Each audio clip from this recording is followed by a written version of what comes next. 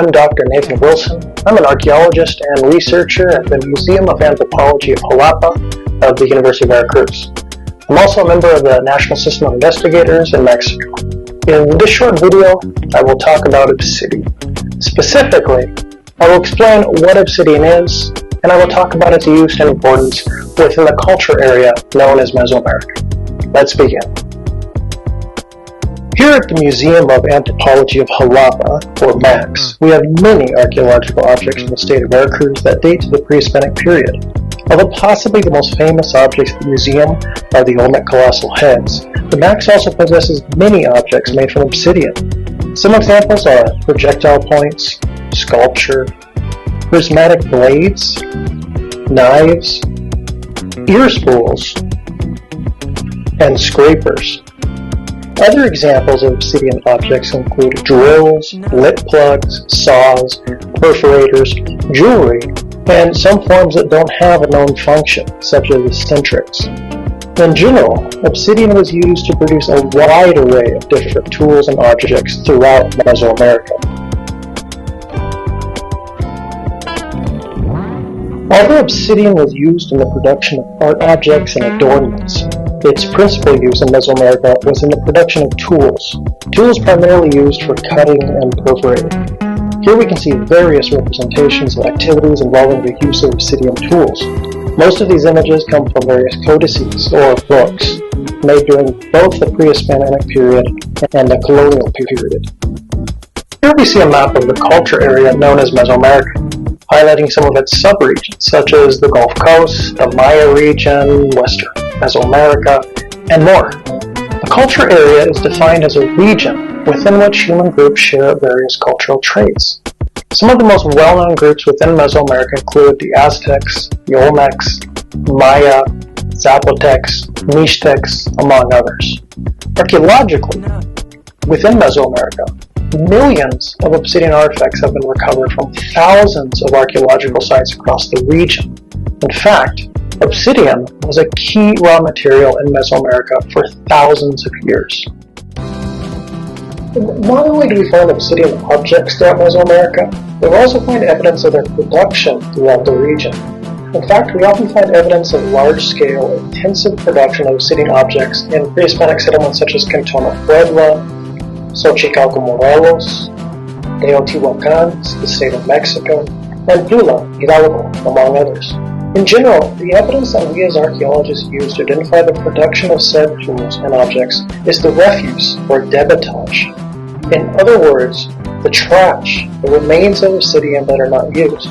Transforming a nodule of obsidian into a projectile point requires the removal of many fragments of obsidian from said nodule to reduce its size and give it the form of a projectile point. These fragments are generally discarded as waste. Although obsidian artifacts are found throughout Mesoamerica, obsidian itself is not found in all parts of Mesoamerica. That is to say, obsidian sources have a geographically limited distribution. All sources of obsidian in Mesoamerica are located in one of two concentrations. One associated with the Trans-Mexican Volcanic Belt, and the other found in Guatemala and Honduras. This means that much of the obsidian that is found in archaeological sites across Mesoamerica was transported long distance. In my archaeological experience, I have identified artifacts in southern Veracruz made with obsidian that comes from sources in Puebla, Hidalgo, as well as from Michoacan and Guatemala. In fact, according to the archaeologist Jeffrey Braswell, obsidian was the most widely circulated non-perishable good in Mesoamerica. Many different techniques were used in the extraction of obsidian source zones within Mesoamerica. One technique was the collection of obsidian blocks or nodules from the surface, from ravines, or escarpments. Another technique was the excavation of pits or circular holes up to 1 to 3 meters deep to access obsidian blocks below the surface. Additionally, in a few source regions, we find obsidian mines. Here we can see a large deposit of production waste on the left. This is trash that resulted from the process of reducing obsidian blocks into smaller macro cores.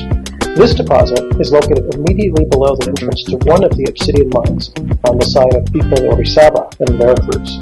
The obsidian mines within the source zone in the Sierra de Pachuca and Hidalgo not only have numerous tunnels so that people could access the obsidian deposits, or veins, directly, but also smaller tunnels to improve air circulation within the mines. In other words, a ventilation system. Obviously, obsidian was a very important raw material in Mesoamerica.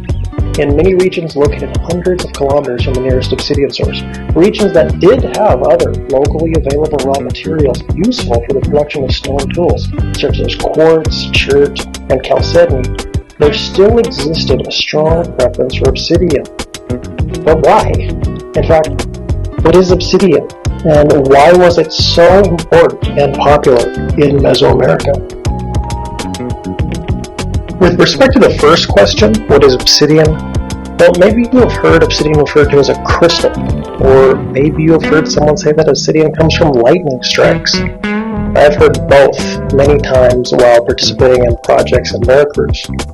However, obsidian is not a crystal, nor is it a product of lightning strikes. Obsidian is of volcanic origin. It is referred to as a volcanic glass, or an amorphous solid. Now, this term amorphous refers to the fact that obsidian lacks a crystalline structure. Therefore, it is not considered a crystal, but basically the opposite of a crystal.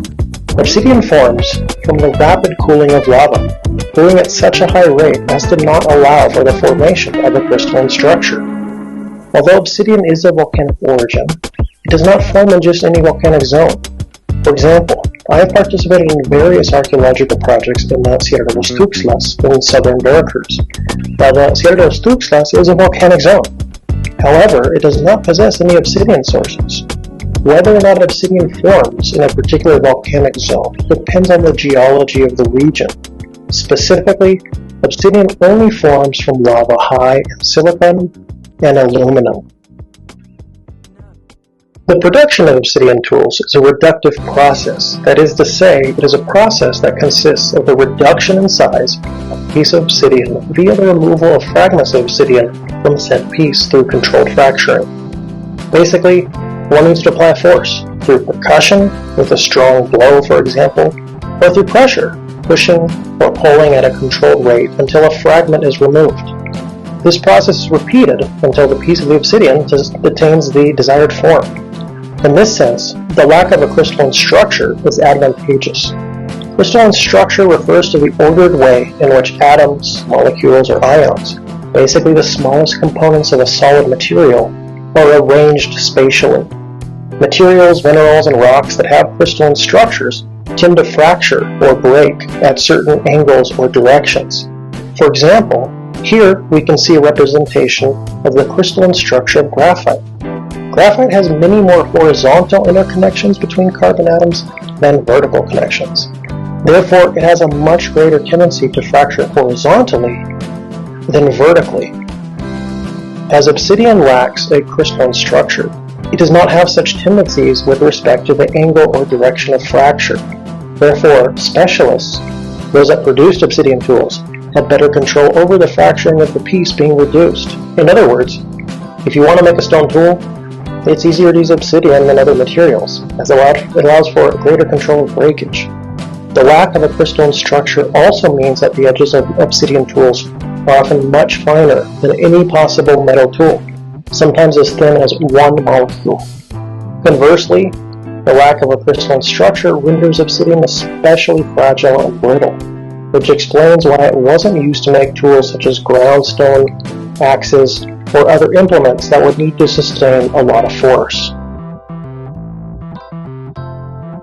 So, I've seen the term obsidian used to describe color, like a paint being described as obsidian color.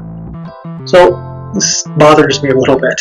But in this context, the term obsidian is often understood to mean black, but obsidian is not always black. Black and gray are probably the most common obsidian colors, but there do exist clear, green, red, and blue varieties, among others. Here we can see 3 artifacts, 3 obsidian blades, or 3 prismatic blades, a common artifact in Mesoamerica.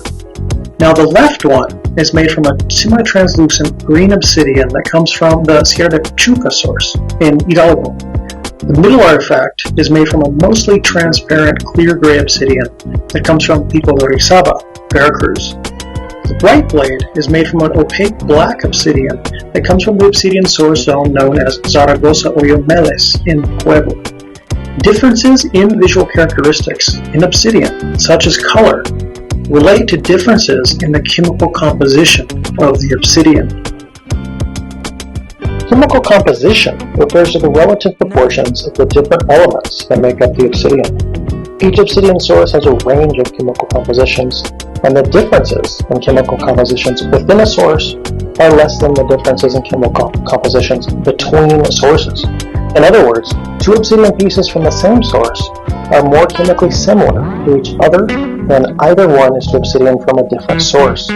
Therefore, we can determine the chemical composition of an obsidian artifact using a variety of different analytical techniques, such as X-ray fluorescence analysis or neutron activation analysis, and we can compare these results with the chemical compositions of the different obsidian source zones. In doing so, we can identify the origin of the obsidian used to produce the artifact. Now, this is a great advantage and allows us, as archaeologists, to investigate questions related to the distribution of goods, commerce, and interregional interaction in the past, among others. So we've come to the end of the video. Thanks for watching, thanks for listening. Hopefully it was interesting, or at least you learned something new and different.